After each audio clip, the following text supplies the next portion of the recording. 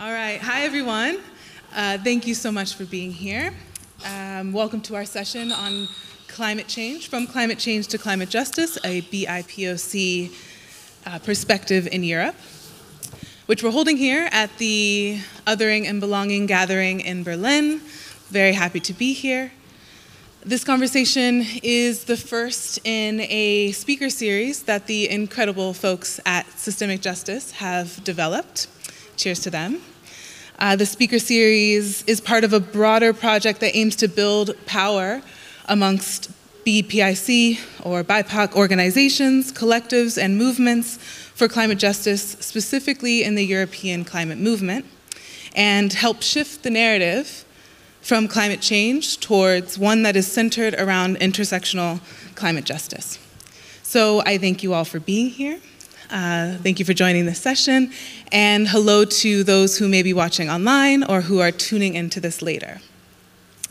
My name is Sammy Blassingame. I am a social and climate justice facilitator and organizer based here in Berlin, and I'm very honored to be hosting this series and also facilitating the panel that I will introduce to you in just a moment. Hello. Hello. But before we get started, we wanted to do just a little check and see who is also in this room with us. I know you did a bit of an introduction like that yesterday, but again, hello. And if you could make some noise or raise your hand, who amongst you are organizers? Nice, all right, quite a few, nice. And how about anyone that's here on behalf of an NGO or working for an NGO at the moment? Nice. And our funders? Any funders in the audience with us? Okay, thanks for being honest. Yeah, I see some half-half. Any entrepreneurs amongst us? All right. And what was the last one I wanted to ask you about? Artists. Where are artists? Amazing. I saw some of you raise your hand for quite a few of those categories. I love that, because we are not just one thing, are we? We're many, many things in this movement. And so my last question to you is, how many of you consider yourselves part of the climate justice movement? Many, many more hands. Good, good, good, good. Cool. And if you hadn't raised your hand, I hope that we can maybe inspire you a bit with that during our conversation right now. All right, as I said, our conversation today is the first. Am I going to continue using this mic or this mic? Oh, you have to come to me. Okay. Okay, this is great. Okay, cool. You're all set. Thank you. The mic. Okay. Hi. Hello. Okay, good. Oh, it worked. So, as I said, our conversation today is part of, or the first of 6 webinars that will go on to explore the intersections of climate with other lived realities and interventions. But today we're going to try to set a baseline and talk about what it means to move us from a climate change to a climate justice agenda across Europe.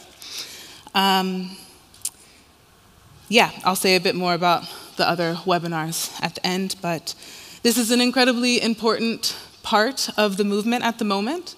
Yesterday, in one of the earlier panels, Essay was talking to us and led us in a conversation with John about how we need new visions. And new visions start with having new narratives, strong narratives that help us see all that is possible in our fights for liberation.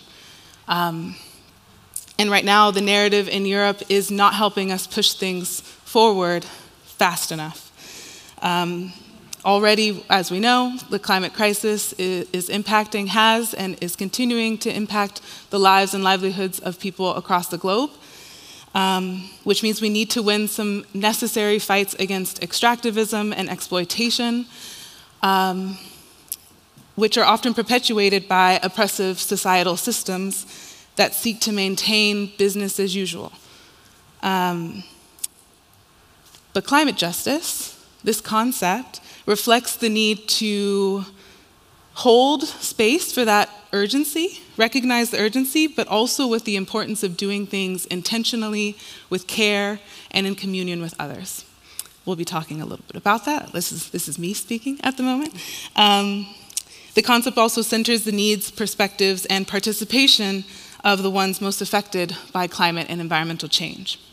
So we are going to be in conversation for about 45 minutes, and then I would love to open it up to all of you as well and hear your thoughts, questions. So keep those in mind.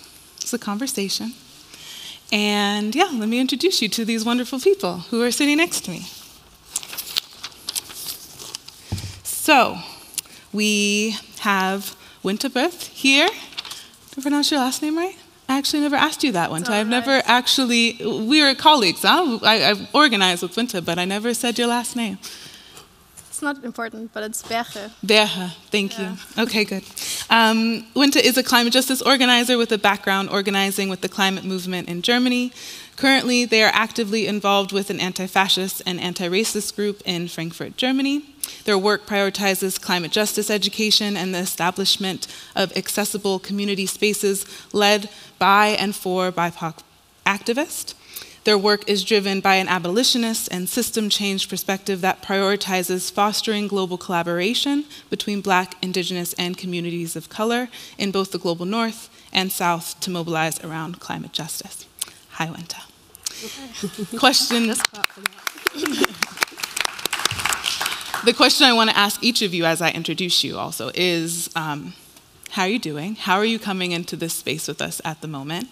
And can you say a bit about, from your perspective, what the climate movement is looking like at the moment? Hi. I'm feeling good. A little bit anxious, to be honest, but I'm managing. And the climate movement, I think we are facing a lot of different crises right now, so it's difficult because we also have a lot of different positions, also specifically in Germany. And I think the climate movement in Europe, and specifically in Germany, because I'm organized here, is should be more about community and more about changing, implementing our goals on our way, because we want to live in a better world right away, not in a few years. Nice, thank you. We also have Samia Mbua here next to me. Samia is a freelance consultant, facilitator, and community organizer focusing on community and movement building for climate justice. They are also currently a master's student at UCL studying sustainable resources, economics, policy, and transitions, observing the flow and availability of global natural resources using tools from multiple disciplines, such as economics, political science, environmental science, engineering, and more. Samia's background is centering community care and empowerment in their professional experience. They co-authored Towards Climate Justice, Rethinking the European Green New Deal, or I'm sorry, I included that because I'm from the US, the Green Deal from a racial justice perspective, a project led by Equinox, Initiative for Racial Justice. And Samia has the drive to weave different approaches led by communities and green organizations to eliminate silos, as working in silos brings us further away from climate justice.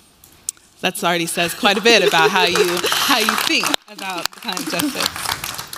But how are you doing? How are you coming into this space with us right now? Hi everyone, it's great seeing you guys. I'm coming here with mixed emotions. I'm excited for this panel, but obviously this panel doesn't exist in isolation from what's happening in the world. And yeah, I've been having an emotional week, just having empathy for those who are persecuted based on where they live in the world, where they're born in the world. And that's what climate justice means to me, is that people should have the right to have access to land, water, quality food, clean air, despite where they live, no matter what borders you're born between. You should have access. And I just don't want to live in a world where people are persecuted for their identity. So yeah, I'm excited to have this conversation with everyone on the panel and with you guys as well, because I've done so many panels, and everyone's like, oh, the experts are up here, but it's like, we're all experts in this space, and we're a community, and I can't wait to network with you guys afterwards. So thank you for having me here. And last but not least, we have Nani Johnson-Reventlow here next to me. Nani is the founder of Systemic Justice, which is an internationally recognized human rights lawyer, specialized in strategic litigation at the intersections of human rights, social justice, and technology. She's the founder of Systemic Justice, as I said, a new organization that seeks to radically transform how the law works for communities for racial, social, and economic justice. She's also an adjunct professor at Oxford University's Blavatnik School of Government and associate tenant at Doughty Street Chambers, and has been an Ashoka Fellow since 2021. Hello, Nani. How are you doing, Nani? And how's the climate space looking for you? How I'm doing is a difficult question to answer at this point in time. I think as many of us here, there's a lot going on and there's a lot of directions in which feelings and attention is being pulled. But very excited for this conversation right now. I'm just so happy to be in dialogue with all of you. What I'm seeing in the climate space right now is that it's a climate space and not a climate justice space. That's kind of the short version of it. Especially here in Europe, we're seeing a situation where we have a climate field that's very white-dominated, very middle class, able-bodied, cishet, etc. And where there's a continuous kind of like focus on the future rather than what's actually happening in the present. There's a focus on technical solutions, on corporate accountability, all things that are very important, but not the only things that we should be focusing on. And I hope that today we can kind of like spark a shift towards a conversation that's more focused on climate justice. Yes, thank you. That is indeed why we're here. And so I think we should just start with it. Like, as an organizer, my understanding of climate justice is very broad.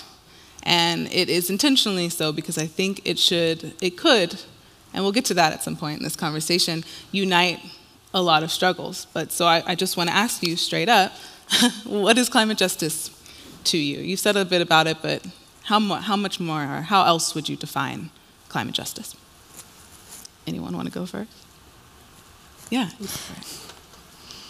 So I asked this question also some comrades of mine because I wanted to look like what it looks like for us as a movement.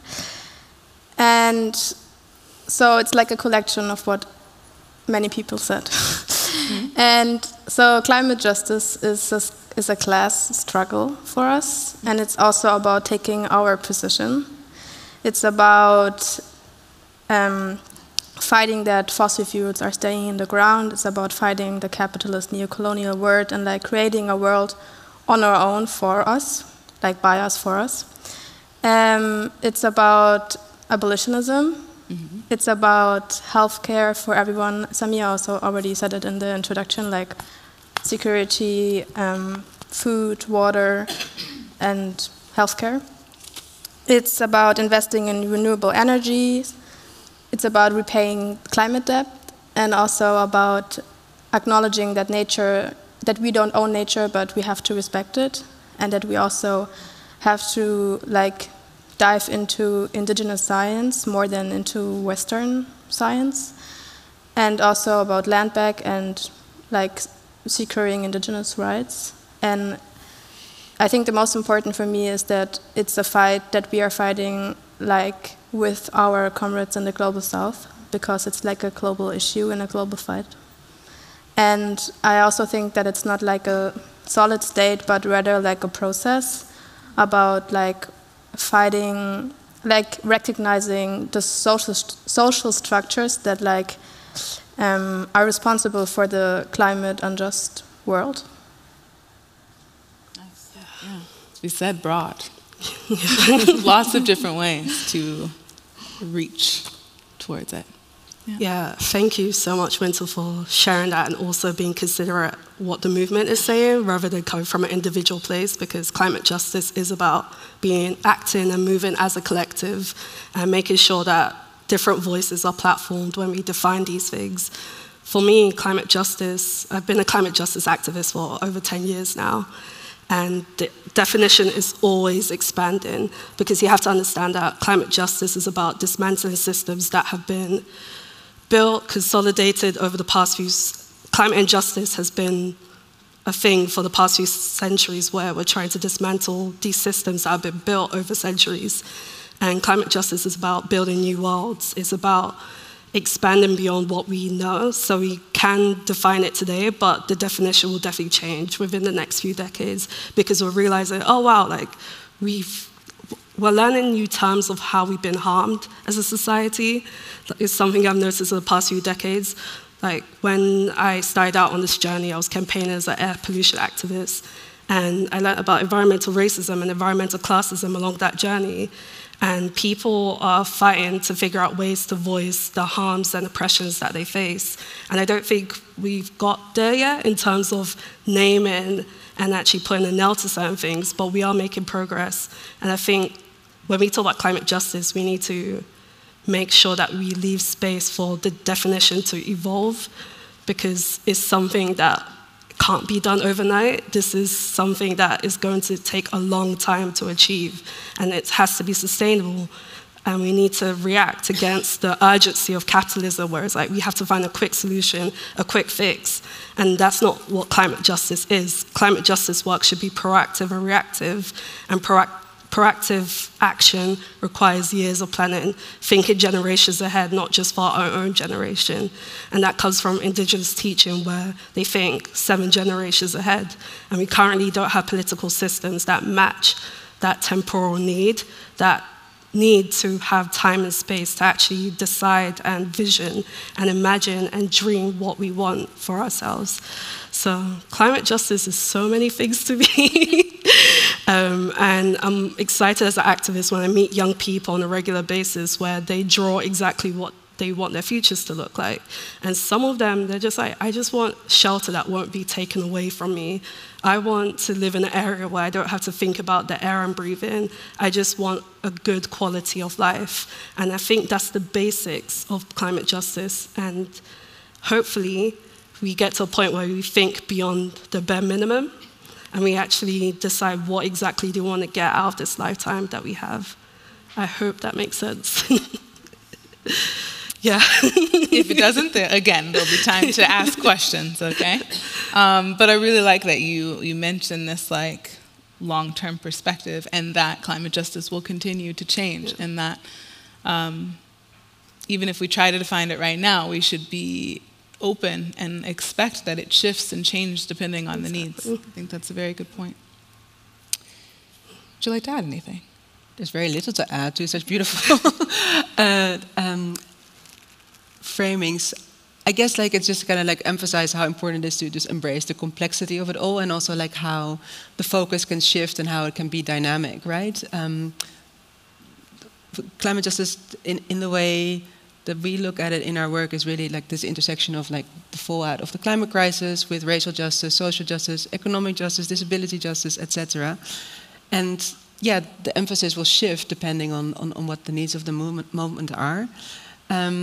But also kind of indeed like being aware of the fact that we're just kind of like, someone had a beautiful word for it the other week, that we're guardians like in this kind of like longer term process, and that we're in this place right now, but that we have to, you know, we're building on the work of people that came before us. We're also kind of building work that others can continue after we have either kind of like left the work or the world. Yeah, so just +1 to yes, thank you. And we're going to get to, hello? Can you hear me still? Okay. Yeah. We're going to get to the shoulders that we're standing on, no? But I want to keep with this definition sort of thing for one moment, because if you're in the climate space, you've heard people talk about climate justice, like, do you feel like it's become a buzzword? For sure. A little bit of a buzzword, yeah, I see some nods, yeah. And it's like, people don't know, people can't define it, it's good, it's shifting. But I wanted to talk about the core principles of what climate justice is, so that we're on the same page of like what we're talking about, okay? We like heard how we would define it, how our communities are defining it, but what are some core principles? And I think we need to think of the principles that we need to dismantle. So there's some like more, things that are not going well, we need to dismantle them, those principles, but also the ones that we need to build, and things that show us the vision of what we're building towards and what we're fighting for. Would anyone like to share some of the principles they hold when they're thinking about climate justice? Go for it. Yeah. So I think like a big problem when it comes to the climate movement is that a lot of activists are only talking about climate protection. And like, as I said earlier, like we have to like get away from owning nature and come towards like being aligned with nature, because like nature as this kind of this narrative of it's like a wilderness is like a narrative of the white man. So we cannot think about only climate protection but about climate justice. So I think we have to talk about what does climate justice mean, what we are doing right now. And I think a lot of terms are coming. When I think about the term, it's like I think a big issue is, for example, the gender, vulnerability, like that women are like majorly affected by climate change, and also by poverty. And like I did like a paper on this once, so I have some examples. For example, when the tsunami happened in 2004 in the Indian Ocean, like 7% of the victims that died were women, because they had to stay in enclosed buildings, and they had to take care of the children and the elders, and also a lot of saviors sexual abuse them.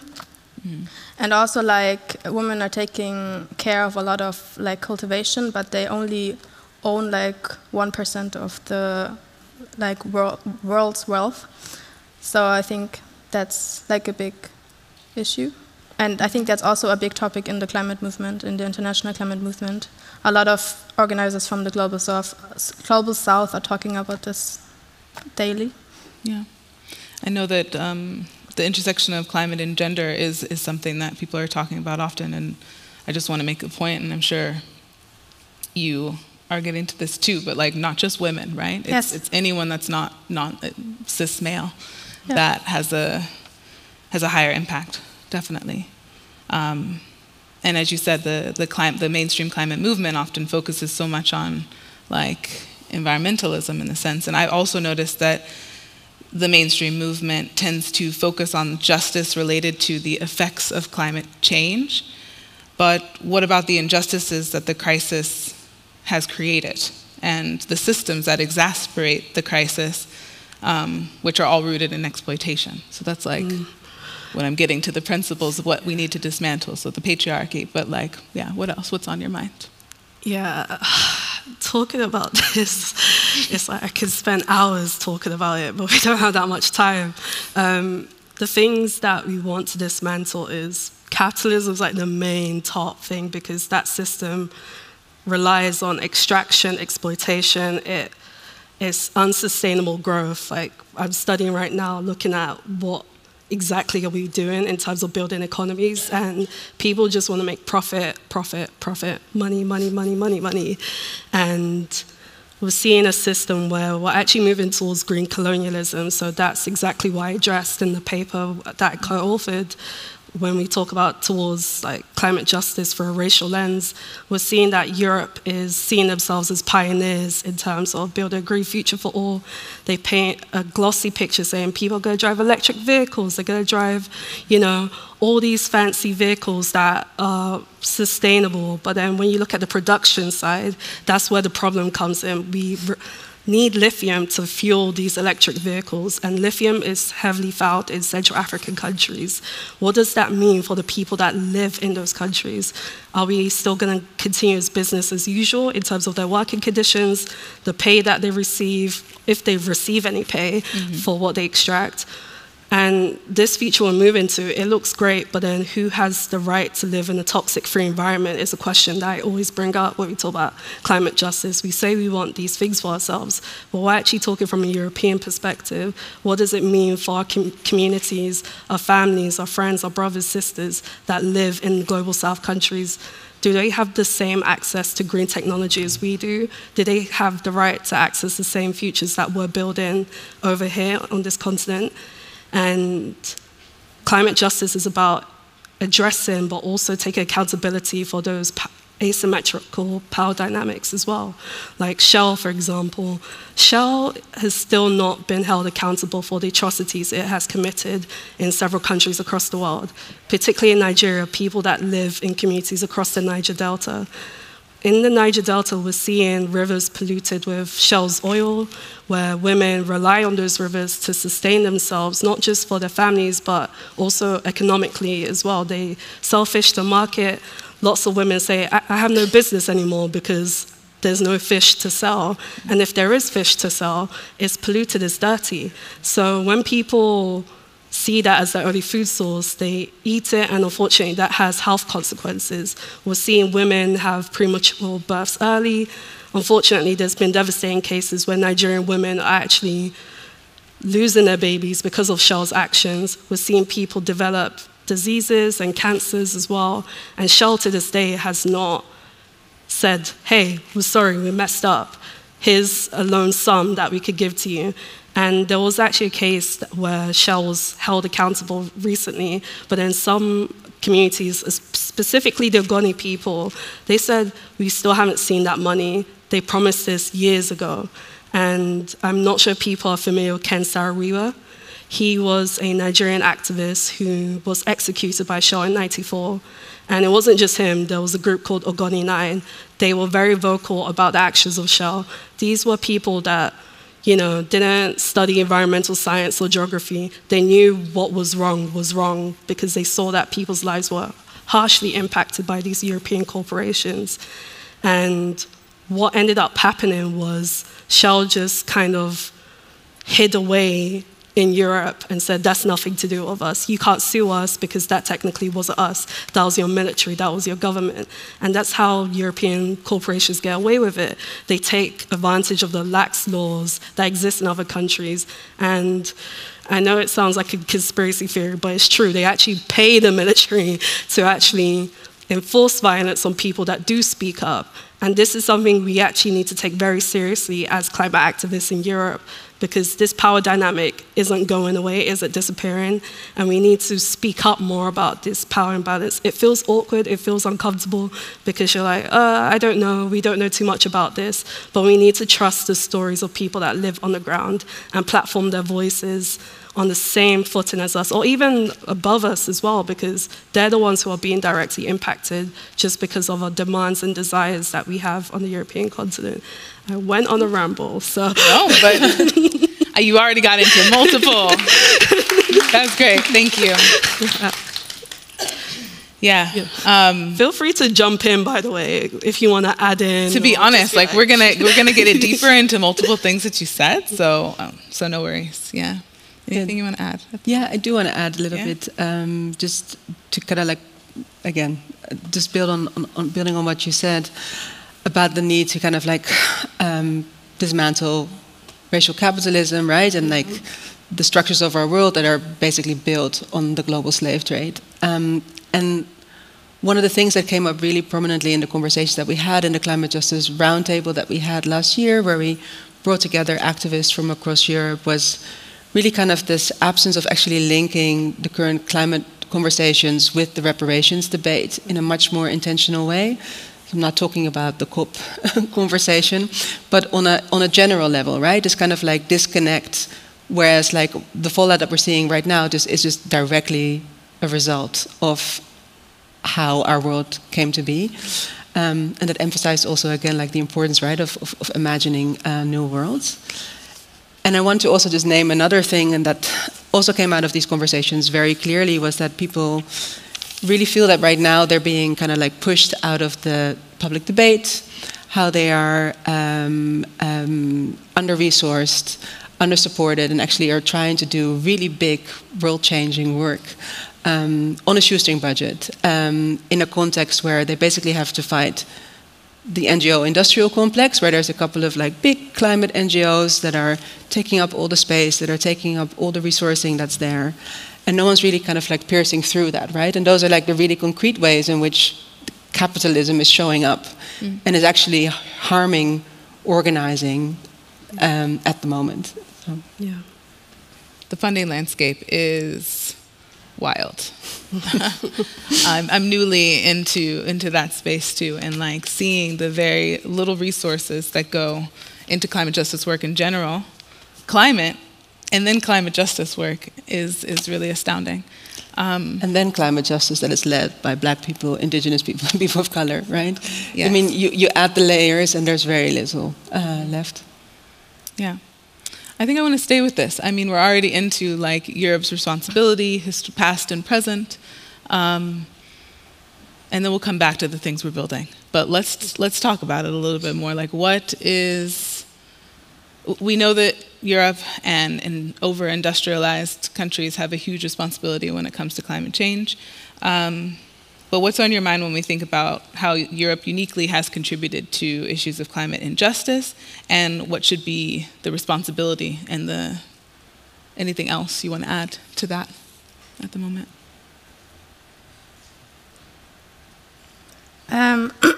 I think like it's important for me to make a difference between responsibility and decision making, because I think a lot of people are like misguiding that. I think like Europe has the responsibility in, for example, financing climate justice work, and also like paying, like not wanting to have the climate debt back, like, but I think just because you have the finances and the responsibility, you should not make the decisions, because it's the resources they took away from the global south. Mm-hmm. So they're not giving anything, they're just giving back what's been ours in the beginning. Yes. And what I think is also important when we talk about climate justice, as I also said earlier, is like class, because I think we have to include workers in our movement. And we have to work with unions, for example. There's also this campaign from Fridays for Future right now. It's called Wir fahren zusammen, which is in English, we are driving together. It's about like it's a mobility campaign. Yes, so I think that's what we have to be doing more. And this mobility campaign is something that is bringing together different groups within. Yes, they're like, working a lot with union people. Yeah, unions of like bus companies and yeah. It's a new campaign. It's been there for a year. Yeah. Nice. Just looking at my Fridays for Future comments. Yes. Yeah. Just want to add to that. So, like with what you just mentioned about the difference between responsibility and decision making, that relationship between European countries and the countries they affect in the global south, I think that's mirrored in the funding world as well, because in the funding world, it's like you have all these funders that give money and they say you have to tick all these boxes, but then the thing is, it's like there's so much more that needs to be addressed, or maybe more pressing matters. So, for example, I I remember I did a project like a few years ago, and they were just focusing on the social media aspect of this campaign. They were like, we want to see more young people taking over on social media to show that they care about climate justice. They want to get rid of climate crisis. And then everyone's like, okay, that's cool, but social media isn't really important. We actually want to build communities, like real life communities, not just on the digital space. We want to make sure that we're resourcing people that we're already in contact with. And they were just like, well, that's not really the priorities of this funding grant. And then we asked, oh, is there anyone else who could fund us for this work? And I remember, because we were young people, they just didn't trust our process or our thinking or our desire to create tangible change. They were just like, no, just stick to social media, because that's where the young people are, and we need people like you to talk to other young people. And I think there's an issue with climate work that gets funded, is that young voices aren't taken seriously, because people feel that we don't have the qualifications, we don't have the say in how we shape our world. And I see lots of young people where they get, like hired by the UN or big institutions, and they believe that they're being brought on to make impactful change. And then it's just like, oh no, like here's this little kid from India, for example, and we're just gonna take a photo and that's it. There's no follow through, and lots of young voices aren't really taken seriously. And I think that's an issue I've seen a lot with European climate spaces. But to the European accountability, I think, honestly, just open up your purse and give that money to the people that actually need it. I've been in spaces where people just have back and forth discussions, and I won't lie, it's very... Okay, I'm going to talk from a UK perspective. I don't want to brand Europe as this thing. But in the UK, British people love to talk. They love to talk. They love sounding like saviors. They love sounding like the heroes and the good people in the story. But they're not actually being good. They just like looking good. And that's something we need to distinguish when we do climate work. Are we just doing this so we can look like, oh, we actually care about the planet and the people? But then, what are you actually doing behind the scenes? And climate justice isn't just a surface level thing for me. It's how you talk to your comrades behind the closed doors, things that aren't public. Like when we're building new worlds, you actually have to practice that in your processes as well. You say you want more democracy in the future. How do you do that in meetings? Do you give space to people that have voices that are usually marginalized? Do you make sure that the buildings you hire for events are accessible to people with mobility issues? Like when you talk about building new worlds, you have to enact it. And I think the word is pejorative politics. Sorry, I forgot what that word was. It starts with a P. But basically the whole concept is to practice what you preach to the best of your ability. Of course, we are not well-resourced in this community, but try and be inclusive and practice all the principles that you talk about. And someone did this to me recently, where someone gave her a panel slot and said, oh, we want you to do a workshop on how to build a protest. And she was like, cool, I'm going to talk about that just for 10 minutes, but what I'm going to do is I'm going to invite 5 women of color to join me, and I'm going to get them to talk about their work. When we talk about equity, we need to make sure once we put our foot in the door, we break it open, and we make sure that other people have a chance to have a say. And that's what community building is, and that's what we want to see more of in the future. I'm so tired of the same voices in the climate justice space. I want it to be expansive. I want it to be chaotic. I love chaos as a person, just because I think creativity thrives in chaos, and when chaos exists, it pushes you to be imaginative and forces you to think of problem solving that isn't traditional or conventional. And that's what climate justice work requires.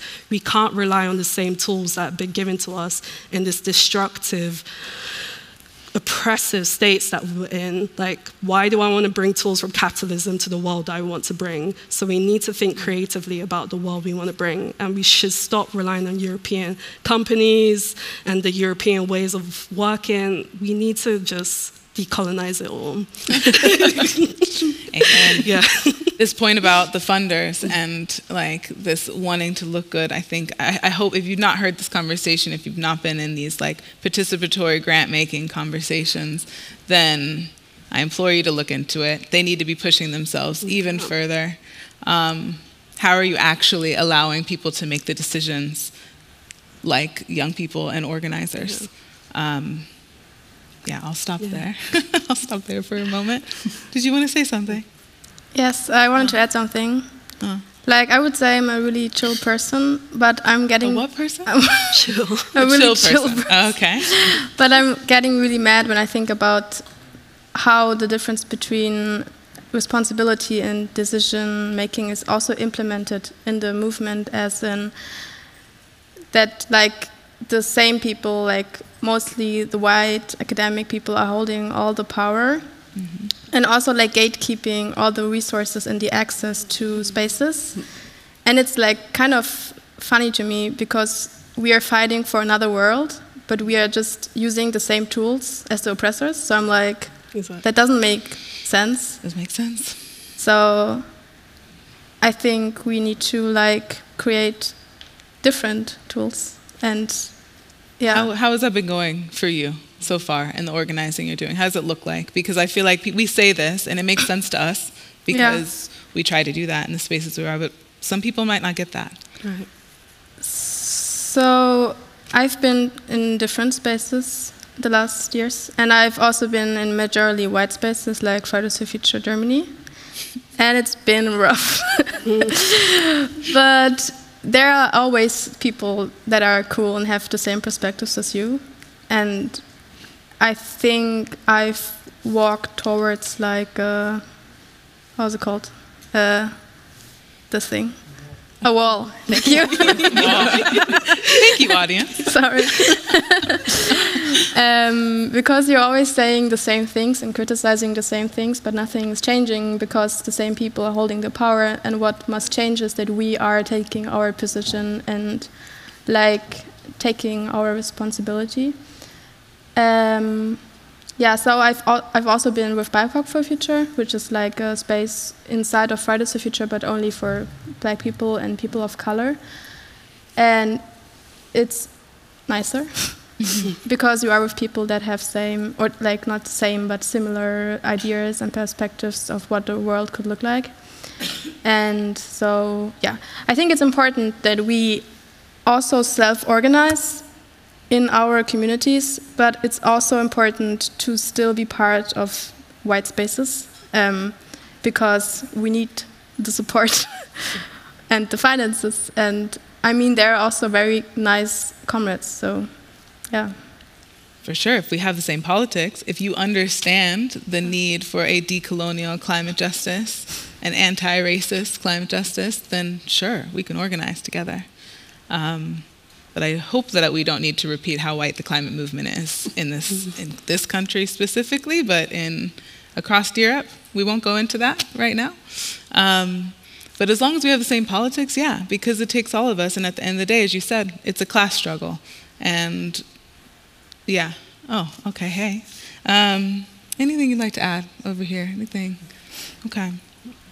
So we talked about kind of what we need to dismantle, and I think Bell Hook's saying on a white supremacist, capitalist, imperialist patriarchy, that sums it up on the shit we need to, excuse me, the things we need to dismantle.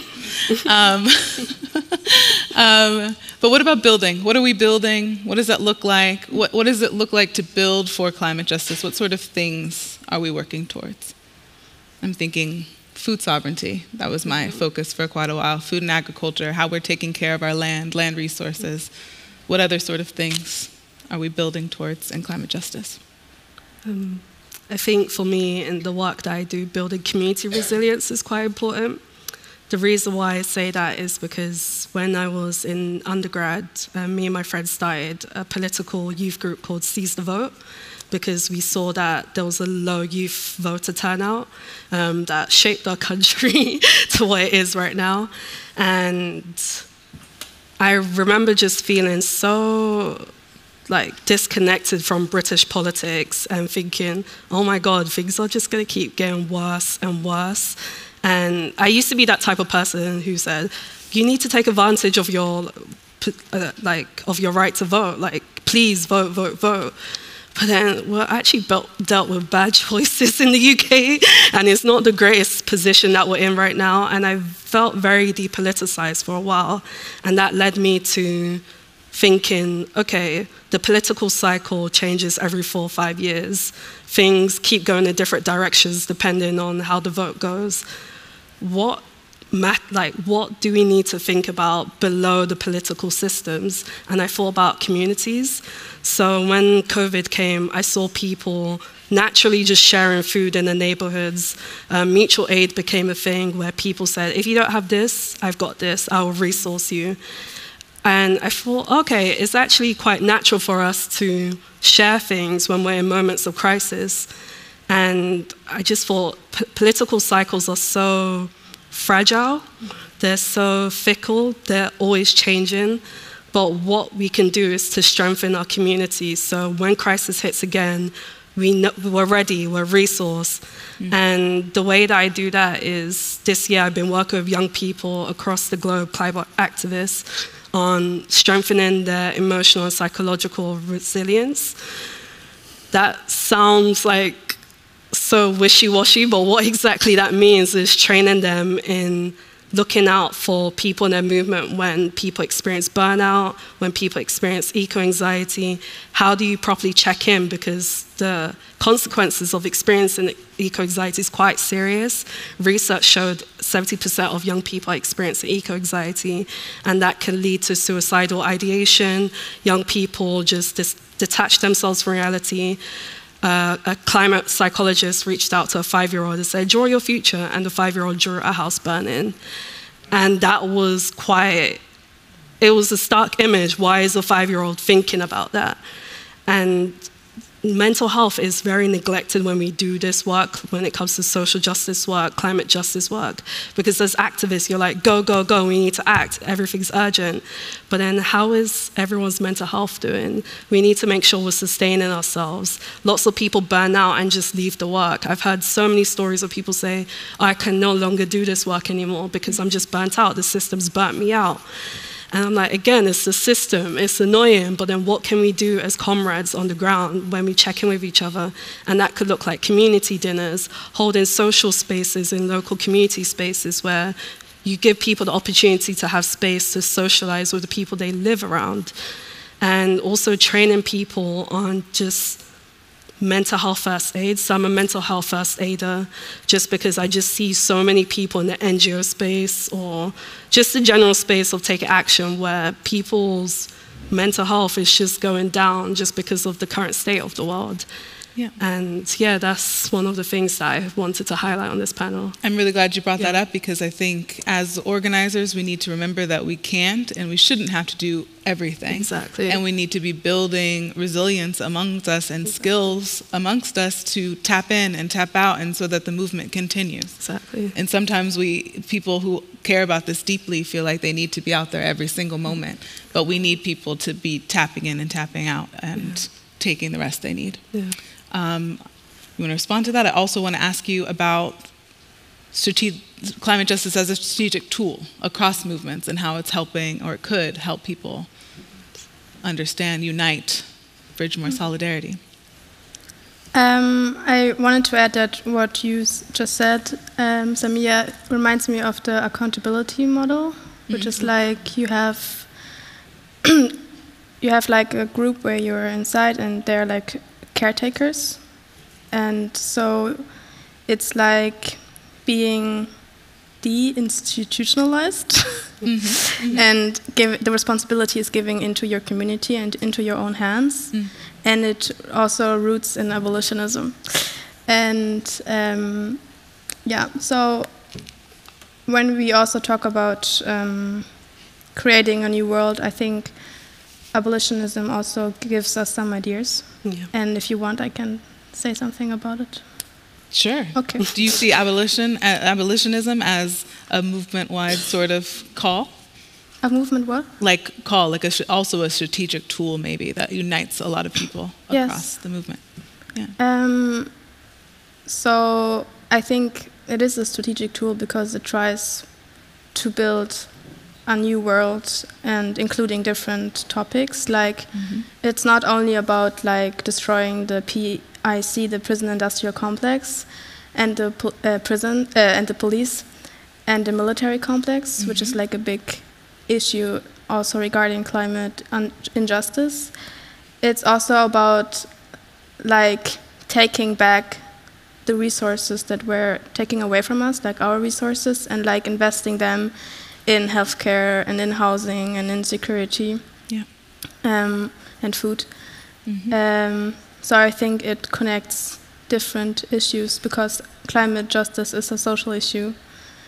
So I think it does connect a lot, and I think as climate justice movement we have, and it lacks, we have to connect different topics and different movements because it is affecting a lot of people, and it's affecting everybody, and especially marginalized communities.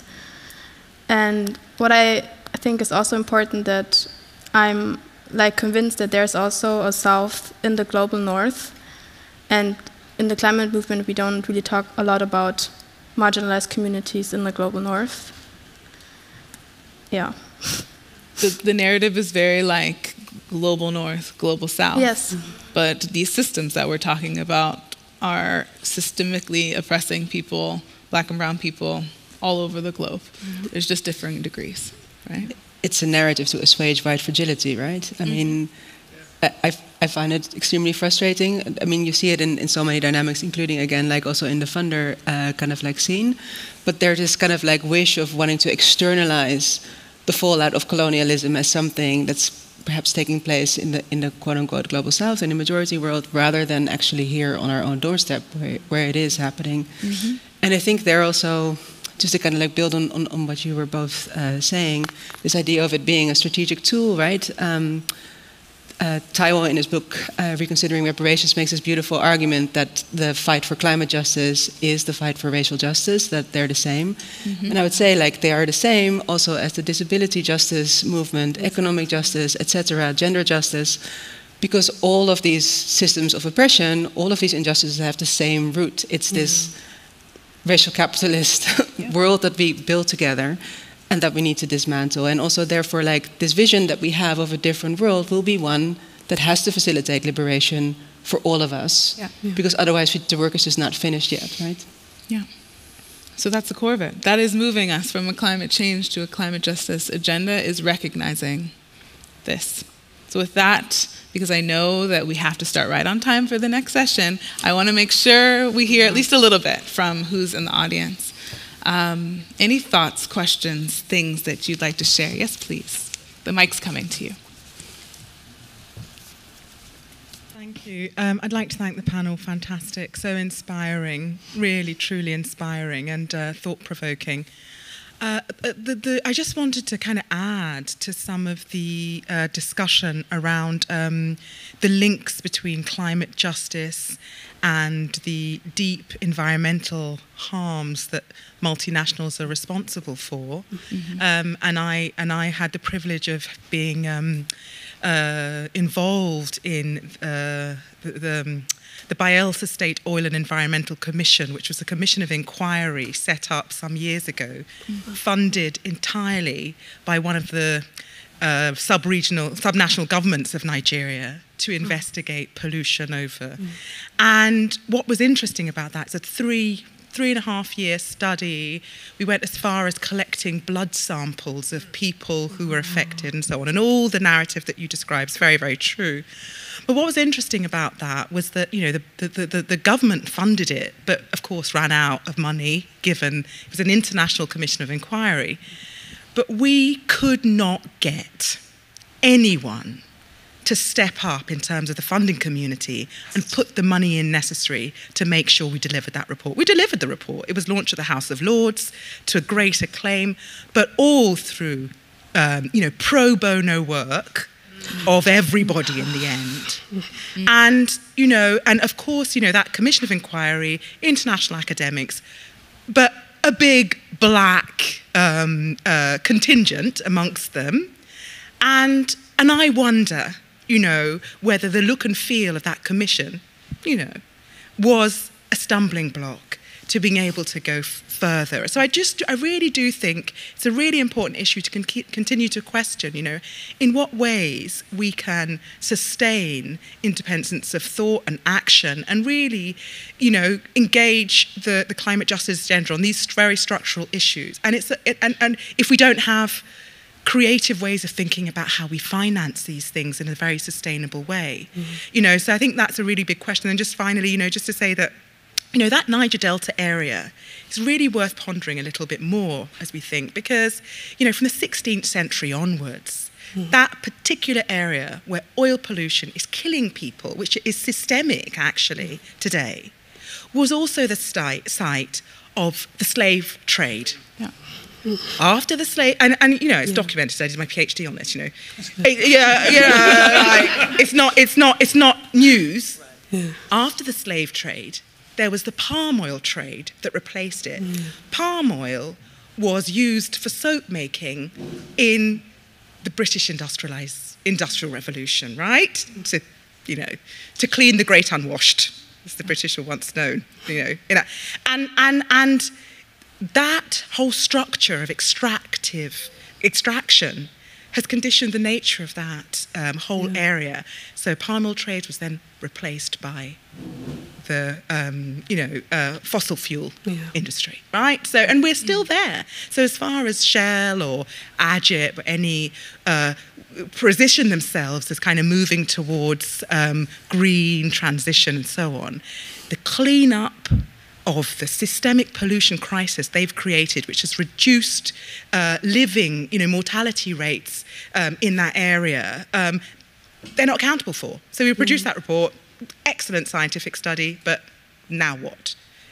Apart from a bit of noise for the companies on the particular day, some defensive statements, who's looking? So, I do think we need to be creative and in thinking about the financing, how we fund our independent, strategic, radical action around this issue. And the discussions in the panels this morning, I think, can give us some food for thought. How we design a way out of this dependency, and where even if we're relying on funding, we're not in the driving seat in terms of decision making about what that funding gets used for. Yeah, I think some really interesting points for funders, the funders who are in the room with us, because in these spaces they're talking about funding movements. This would be funding movements, people that are doing research like you, activists who can take that research and do something about it, and all of us who are sitting here in Fortress Europe looking deeper into these colonial ties that are continuing, these multinational companies who are extracting. I started by saying we really need to win some fights against extractivism and exploitation, and looking into research like this is what I meant. Thank you for your input. Did you want to say something? Yeah, thank you for sharing that. It's really sad that that great amount of impactful work was pro bono, and I think it links to racial capitalism as well. We're not just being extracted from, not in terms of land and our natural resources, but even our knowledge and the things that we bring forward to make change in society. This year, I've been doing lots of consultancy work for people that have unfortunately had funding taken away from them because funders are no longer interested in racial equity. I'm talking from a UK perspective. I don't want to generalize. It's the same. Yeah. And it was quite unfortunate for one of the organizations I worked with, because this big funder is a famous funder, by the way, but I don't want to get sued, so I'm just going to name them. But they said, we're going to give you 10 years of funding for doing racial equity work in the UK, and the organization's run for 4 years now, and then this big funder said, oh, we're going to stop funding you now.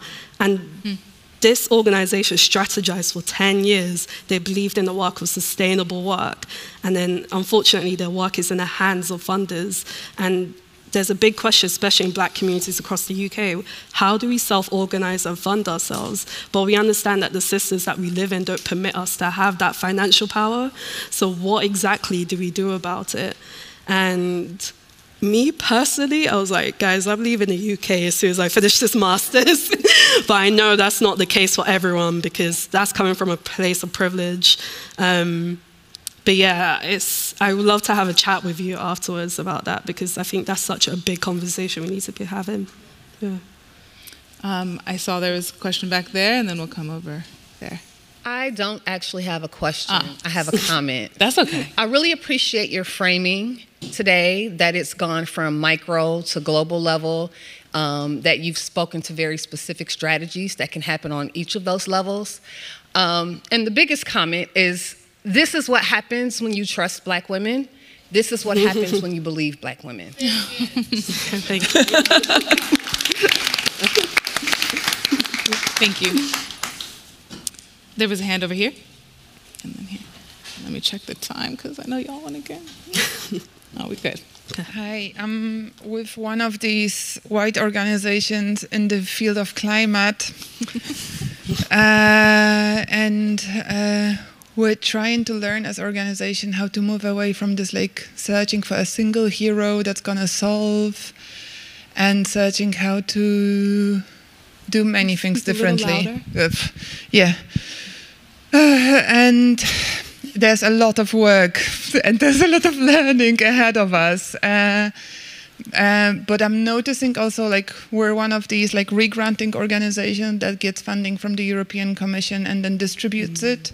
And I'm sensing a growing commitment across the organization to learn and experiment and do things differently. So it may be not a question, but an invitation to anybody who is working on the same effort to maybe see how we can get together and learn together and, you know, like, fail together, but also try out things together.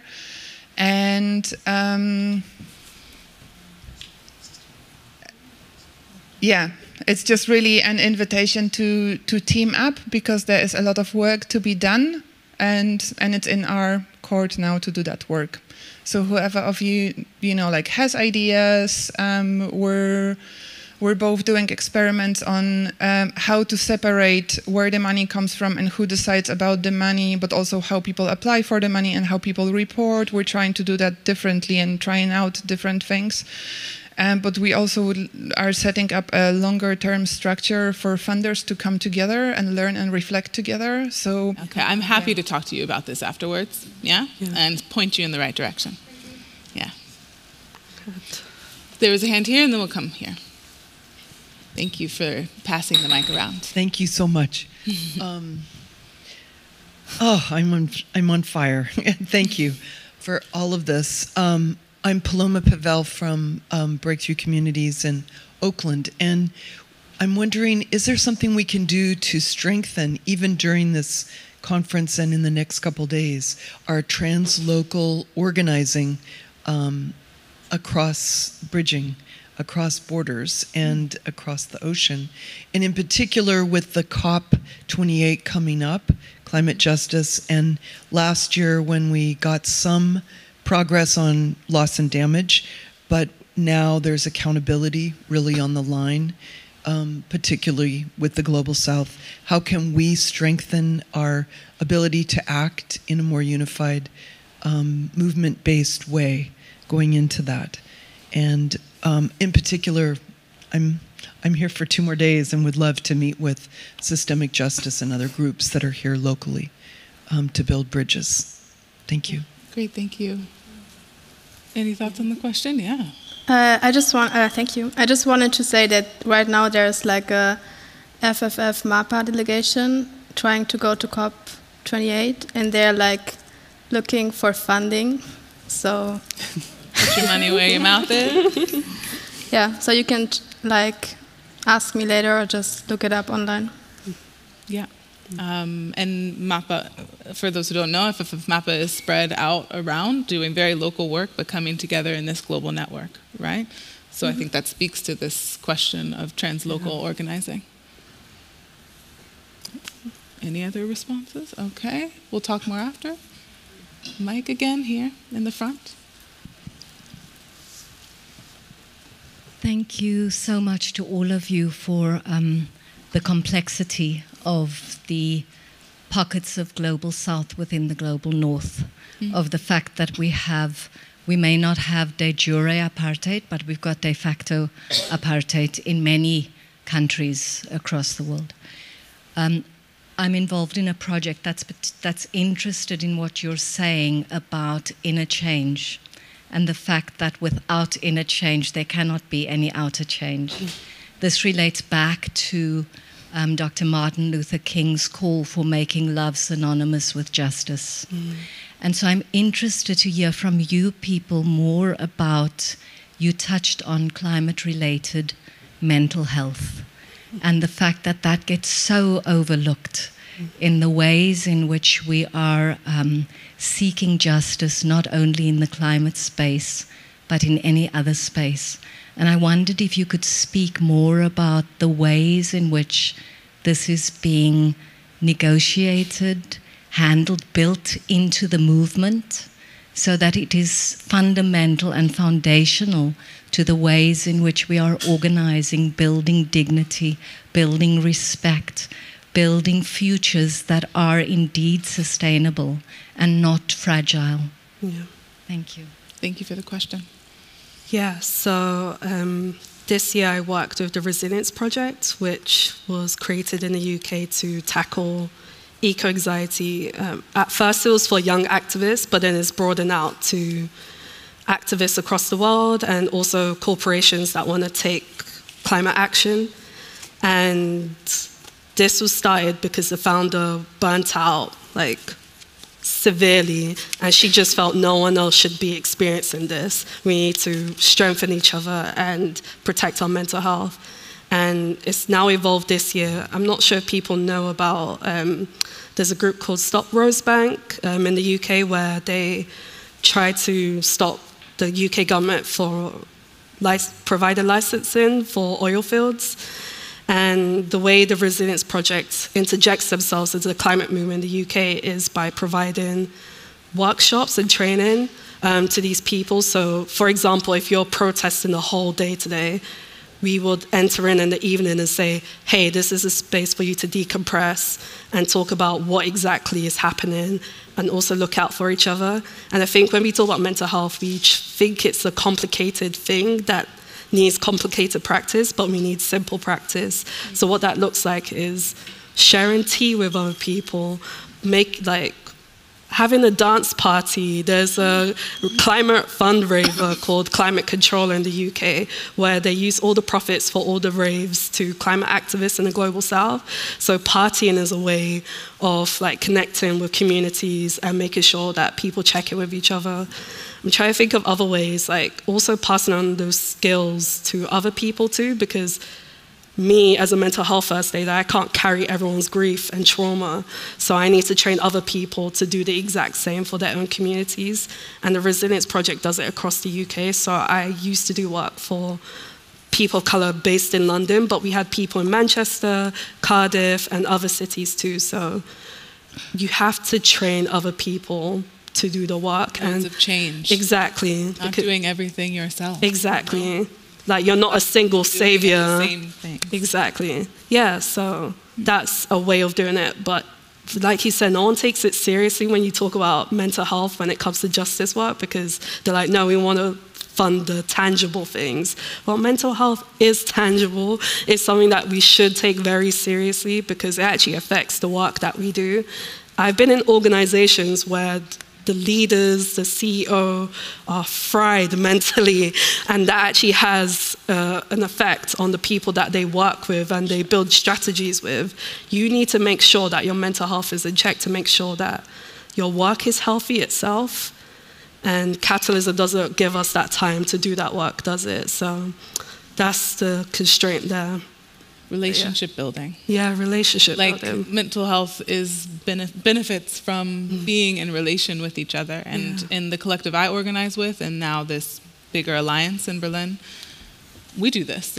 My collective is focused on creating the party that we can rest and exchange and be with each other. And it's been really well received because we don't have enough spaces like this. So it doesn't have to be a huge project across the whole country. It can just be in your community and doing something that connects each other and focuses on relationship building so that we can be in resistance together. Exactly. It's so important. Perfect. Bento, what's on your mind? I wanted to add something. It's not entirely about mental health, but it's about also being scared. Because I think it's important to also talk about, when we talk about climate justice, about the uprising of the far right in Europe and also in Germany right now. Like in the elections in the federal state Hessen, where I'm from, the far right party AfD became the second strongest party in the parliament, and also in Bavaria the third strongest. And in 2025 the elections are coming up for whole Germany. And I also see that in other countries in Europe, and it's going to be a big challenge also for the climate movement, but also especially for like racialized communities. And we also see like a different mood in the society. So I think we don't have a lot of time now anymore, but I think it's something we should talk about, and we have to talk about, but because it's like right here. For sure. Yeah, connecting with the eco-anxiety, the fear is real, but can we organize around it maybe? Yeah. Do we have time for one more question? One more, okay. Thank you so much. I just wanted to add one word on climate anxiety, because we offer actually BIPOC-led climate circles, so circles for climate emotions online. I'm happy to tell anybody how to access them, and also training about how to hold space for climate emotions so that we can train people to provide the support to this community. So you're paying BIPOC people to lead these things online? Yes, good. Because we acknowledge that we can't. No, but that was important also for us, that we have actually BIPOC host for those places so that they can hold the space. What is this organization? One Resilient Earth. Okay, and nice. Yeah, happy to tell you more about it. My question was about the funding, actually, and the questions we have when we really want to get funding to do our work that does not stem from money earned through exploitative and extractive practices. So where do you get clean money? You know, it's really the question. Like, where do you... Doesn't exist. So doesn't exist. That's why they need to give it up.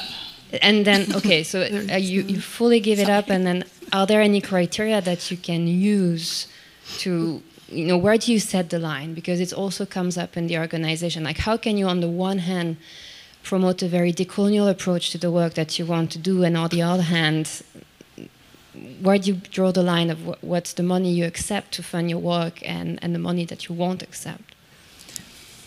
I have some thoughts, but do you want to answer that? Do you want to answer that? Yeah, I do. Okay, yeah, please. I think we want to build a different world, but we also have to acknowledge that we're currently trapped in the one that we're in. So we have to find a balance, right, between pragmatism and still kind of like having the vision for the bigger change. I think in the end, like the answer just now to your question, is there any clean money, does not exist. No one would be able to amass any kind of like quantity of money in a way that's ethical, that they're able to then, you know, do philanthropy with it. So that's just not possible. So then you have to think, we at least decided to think in a very pragmatic way, like, okay, so there's no clean money. What are the ways in which accepting certain types of money could hurt the work or hurt the communities that we work with? And that's basically where we draw the line. It's about whether or not it could have negative repercussions for what we're trying to achieve in the end, or whether or not it would be traumatizing, harmful, or anything along those lines for our community partners. And that's it in the end. Like I had a couple of conversations yesterday, actually, also in this context about, you know, for example, the nice example of like Bezos having his own foundation. People being like, no, we could never take money from Bezos. Like, oh, but you would take money from Mackenzie Scott. It's the same extraction that it comes from. So I also think that we have to be really honest with ourselves that there just is no such thing as clean money. And each for us, like, make decisions as to whether or not, in the context that we're operating in, the people that we're collaborating in with, whether or not it makes sense to take, you know, which pots, basically. And you give unrestricted funding long-term that allows activists, organizers to make the decisions themselves. And if you're funding people with values that are like what we talked about right now, they'll make sure that that gets to where it needs to go. Anything else you want to add before we wrap up? I mean, talk to us after. Will you pass the mic to one more person? Okay, amazing. Yeah, thank you very much. I didn't raise my hand at the beginning when the question was there if I'm part of the climate justice movement. I said no, because I don't have the feeling that I did so much in that space. Like it's more like an emotional collection, but it's not like, yeah, I've done so much so I can say I'm part of this. It's more like somehow frustrated, somehow outsider perspective and question. So when I see the kind of work that you're doing from an outsider perspective, it's like, okay, there's like all the data is there. All the facts are there. It's hurting white people a lot, but it's still not happening. What we need to, and then I'm like, okay, what can we learn from your expertise for all the other movements that we're having? Because there are not so many movements where the data is there, and it's so obvious that it hurts white people as well. And it's like a unique context, and it's still not happening in a pace that it's actually necessary. So I would really wonder from your like insights, what can we learn from this? It's like because I just don't get it. Like I don't understand what's going on there. The data is there. You hurt yourself. Yeah. Yes, and yes, it is not yet hurting white people to the extent that it's hurting racialized and marginalized folks. So that is that is what makes it easier to kind of like still kind of like take this kind of line of like we have to, focus on the future, etc. So, and it's about actually, I think, like bridging that gap that people actually understand that these are not things that stand in isolation from each other, but there's a continuum, and that the hurt is already taking place for everyone. Yeah. But yeah. All right. We've already got the sign that our time is up. So talk to us afterwards. Let's continue the conversation. Thank you so much to